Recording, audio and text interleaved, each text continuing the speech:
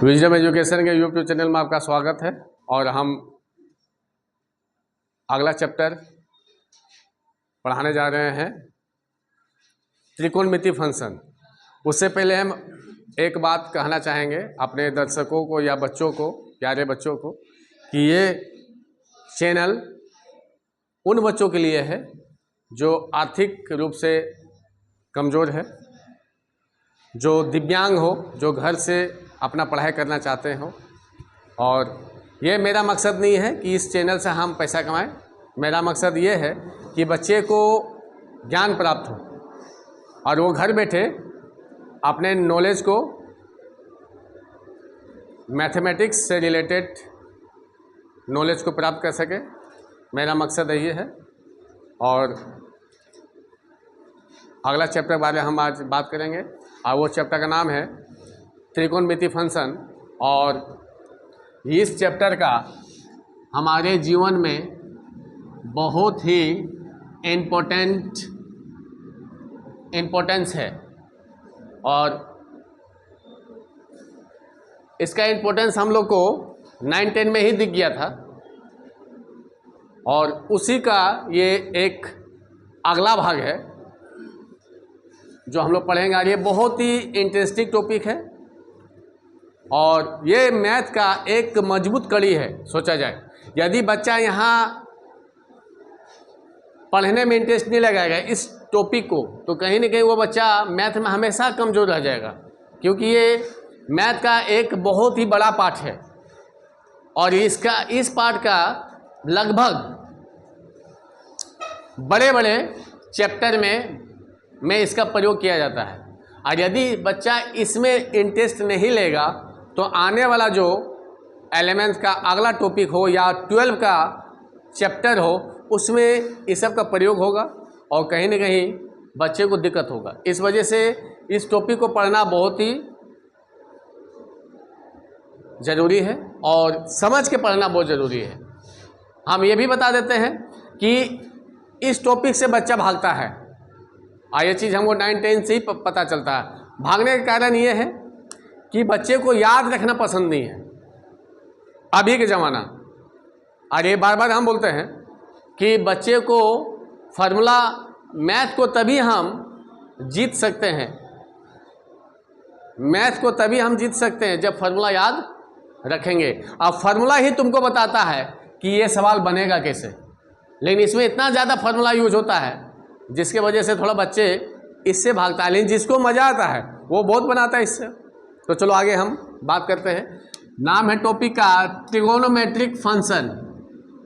बहुत ही मज़ेदार टॉपिक है और जैसा हम बताते हैं कि टॉपिक को तोड़ तोड़ के बताएंगे ताकि बच्चे को समझ में आए। अब बहुत ही आसान है। और जब हम फंक्शन पढ़ चुके हैं, जस्ट इससे पहले पढ़े हैं फंक्शन, बहुत ही आसान है। उसके आगे क्या लगा हुआ है? ट्रिगोनोमेट्रिक। इसका मतलब हमको ये पहले पता लगाना है कि ट्रिगोनोमेट्रिक क्या है। ये 9-10 में भी पढ़ चुके हैं, साइन थीटा, कोस थीटा, लेकिन इसको हम लोग आज इसका मकसद क्या है। तो सबसे पहले हम लोग पढ़ेंगे ट्रिगोनोमेट्रिक, जिसको हिंदी से हम लोग बोलते हैं त्रिकोणमिति। फंक्शन बाद में पढ़ेंगे, फंक्शन बाद में पढ़ेंगे। ये त्रिकोणमिति आया कहाँ से? ट्रिगोनोमेट्रिक ये ट्रिगोनोमेट्रिक आया कहाँ से? तो इसको हम लोग, इसका 2 भाग है। ये ग्रीक वर्ड का 2 भाग से मिलकर बना है। ग्रीक वर्ड 2 ग्रीक वर्ड से मिलकर बना है। पहला है ट्रिगोनो और दूसरा है मेट्रॉन। ट्रिगोनो और ये मेट्रॉन, ये दोनों ग्रीक भाषा का वर्ड लिया गया है और ये भी ग्रीक भाषा से लिया गया है। अब हम लोग समझेंगे ये ट्रिगोनो का मतलब क्या होता है। बहुत ही सिंपल वर्ड है, ट्राई। इसको हम लोग बोलते हैं, ट्राई भी बोलते हैं। ट्राइगोनो या ट्रिगोनो। तो ट्राई का मतलब होता है थ्री, तीन। तो ट्राइगोनो का मतलब क्या होता है? तो एक ऐसा रीजियन, एक ऐसा चित्र जिसका तीन शीर्ष हो, तीन भुजा हो और साथ में तीन एंगल हो, ऐसा जब होता है तो उस चित्र को, उस फिगर को हम लोग क्या बोलते हैं? त्रिभुज। A figure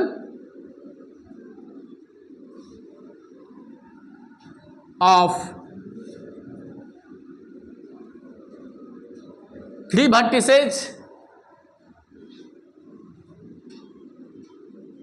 vertices,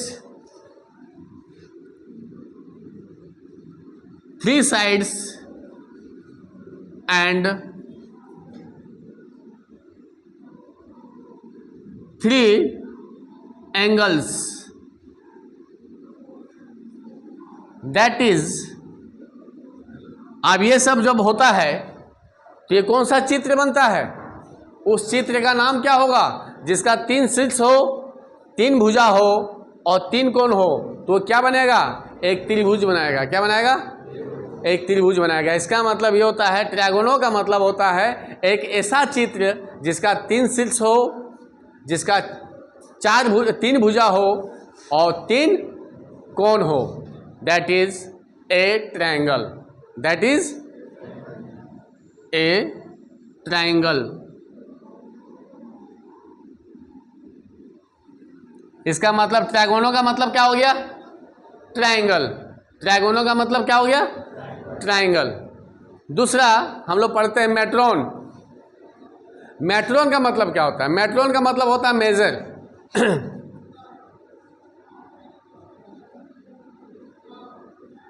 matron means that measure।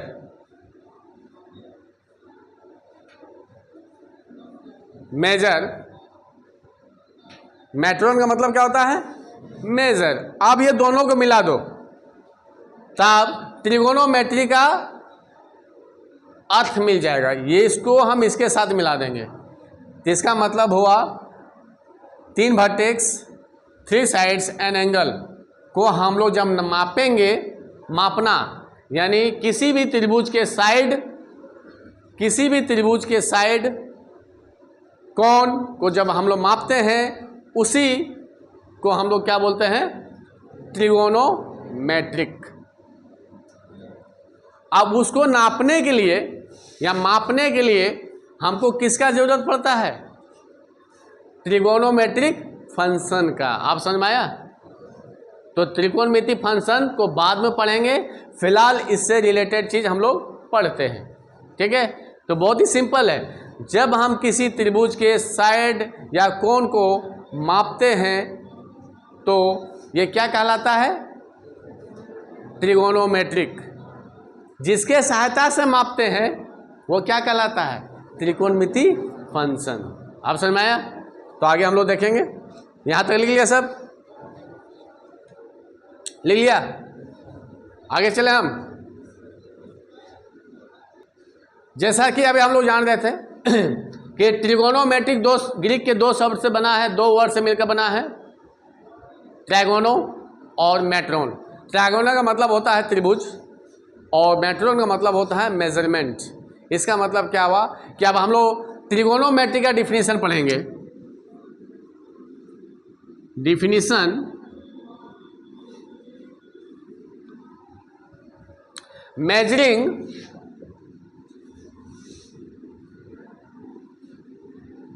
measuring of sides and angles of a given triangle, of a given triangle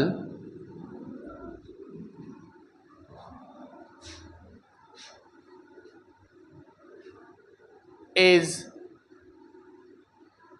is called the trigonometric, is called the trigonometric.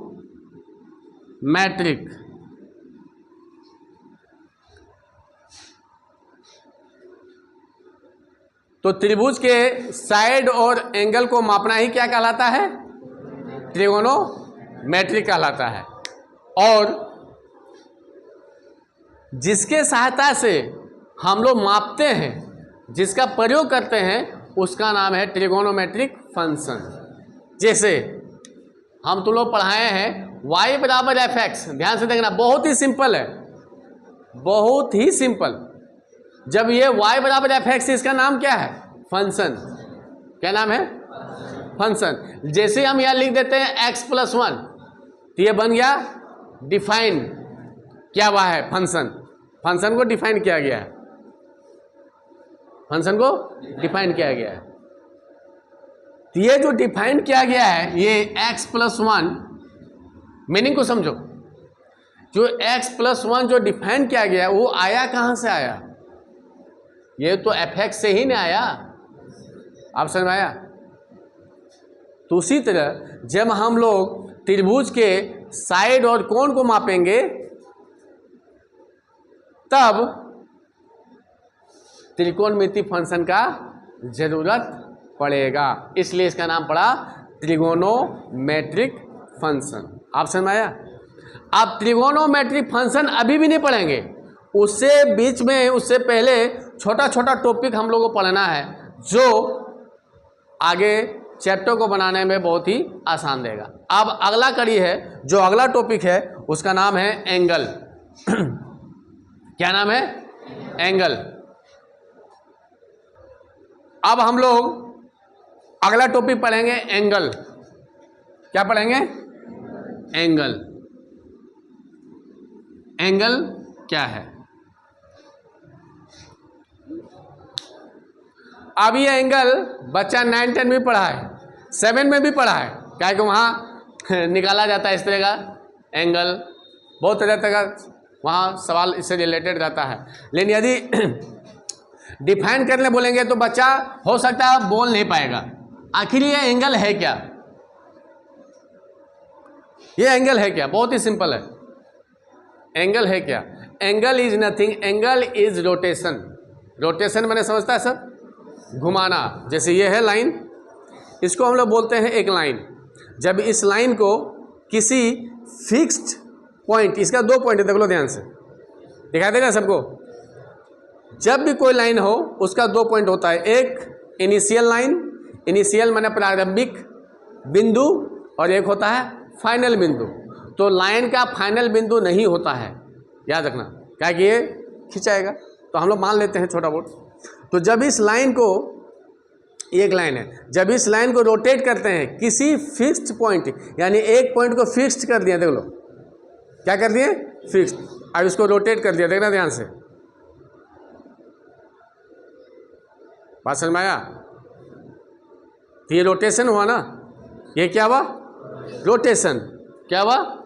Rotation. ये लाइन कहाँ था? यहाँ। ये लाइन यहाँ था, अब ये line यहाँ आ गया। तो ये जो हुआ उसको हम लोग इंग्लिश से बोलते हैं रोटेशन। जब रोटेशन हुआ तो दोनों के बीच में क्या बना? एंगल बना। तो angle is nothing, angle is rotation. अब ये रोटेशन किसका हुआ? आदमी का, हाथी का, मछली का, किसका हुआ? लाइन का। देखो डिफिनीशन कैसे बनेगा सो, यानी डिफिनीशन क्या बनेगा? देखो यहां तो बता दिए, angle is rotation of A line, of A line, जिसका एगो पॉइंट क्या है? फिक्स्ड। अब इस पॉइंट का नाम क्या होगा? Initial point. आ गया समझ में? तो बहुत ही सिंपल है। तो इसका डिफिनीशन क्या होगा? Angle is a rotation of of A given line of A given line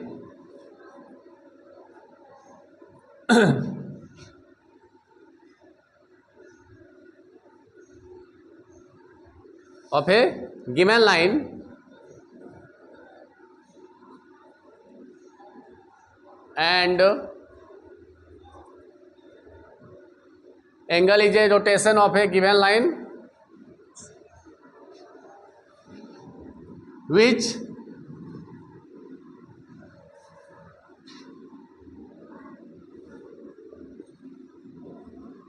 first point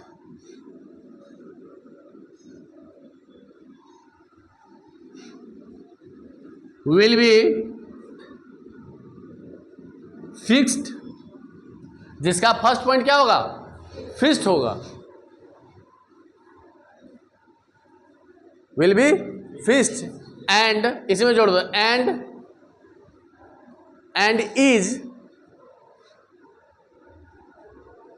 called the, IC point का नाम क्या होगा, इनिशियल पॉइंट, क्या नाम होगा इसका, initial point, and is called the initial point, इसको इनिशियल पॉइंट भी कहते हैं या एक दूसरा नाम भी है vertex,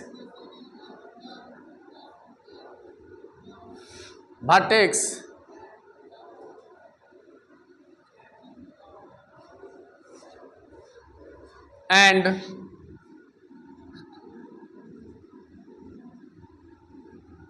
the final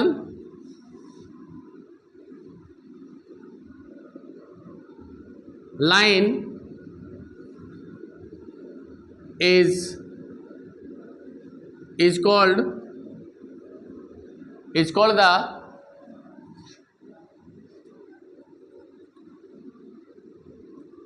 terminal line. Rotation होने के बाद जो फाइनल लाइन मिला उस लाइन को हम लोग क्या बोलेंगे, the final line is called terminal line. बुझ गया, कोई दिक्कत? इसको हम लोग फिगर में ऐसे समझ सकते हैं, देख लो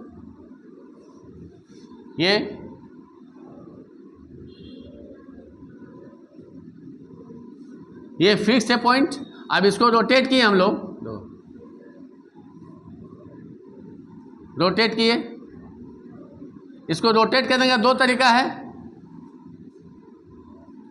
अभी हम लोग फिलहाल एंटी क्लॉक रोटेट किए, एंटी क्लॉक, इसको हम लोग ऊपर की ओर रोटेट किए, ऊपर की ओर, तो ये एंटी क्लॉक हो गया, बुझिए ना।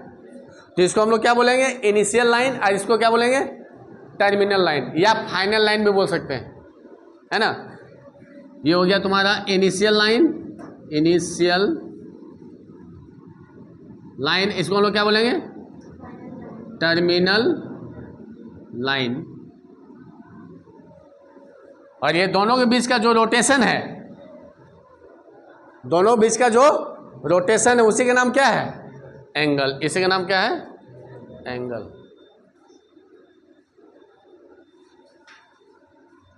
अब ध्यान से देखना है, अभी हम जो फिगर बनाए हैं, जो चित्र बनाया है, उस चित्र से हम लोग देखते हैं रोटेशन को बच्चा भी बोल सकता है कि सर रोटेशन आप ऊपर की ओर ले गए, रोटेशन नीचे भी तो हो सकता है।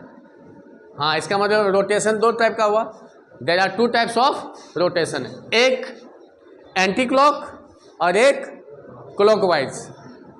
तो जब रोटेशन दो टाइप का बनेगा तो एंगल भी दो टाइप का बनेगा। इसका मतलब एंगल कितने टाइप का बनेगा, दो टाइप का। जब एंटी क्लॉक होगा तो उस एंगल को क्या कहेंगे, जब क्लॉकवाइज होगा तो उस एंगल का नाम क्या होगा। तो आगे हम लोग पढ़ेंगे types of angle, types of. ऐसे के बगल में लिख दो, वो दूसरा फोटो बना दो, अच्छा रहेगा। दो, अब इसका रोटेशन इधर कर दिए हम लोग,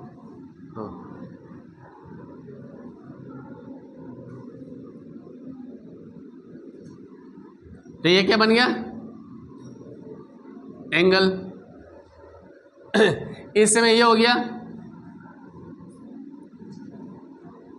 इनिशियल लाइन, और ये क्या हो गया लाइन, ये क्या हो गया वर्टेक्स। यहां भी इसको लिख सकते हैं वर्टेक्स,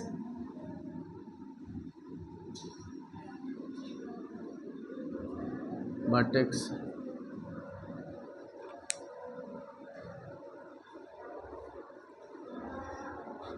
तो हो गया यहां तुम्हारा रोटेशन दो टाइप का, एक एंटी क्लॉक और एक क्लॉकवाइज। जब एंटी क्लॉक बनेगा तो उस एंगल को क्या बोलेंगे, और जब क्लॉकवाइज बनेगा तो उस एंगल का नाम क्या होगा। यहाँ आप पढ़ेंगे हम लोग types of angle, types of angle.